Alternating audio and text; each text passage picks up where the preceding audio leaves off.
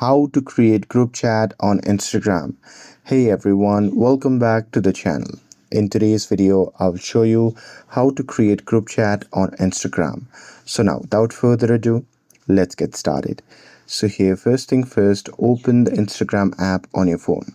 And now here, once you're inside the app, just tap on the chat icon shown in the bottom center of the screen. And now here, once you're inside this section, you can just tap on edit icon, which can be seen in the top right corner of the screen. And now here in this section, you can just select group chat.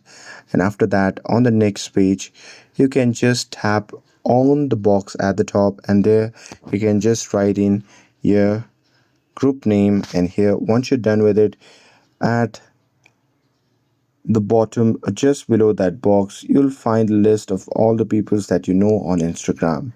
So from here, you can just select the people that you want to add on your group to. Now here, once you're done with it, you can just tap on create group chat option and confirm your action by tapping on OK again if prompted. And once you do that, it will create a group chat on Instagram. And that's it with this. If you found this video helpful, then don't forget to like, share, and subscribe to get updated for more videos. Thanks for watching, and I'll see you in the next video.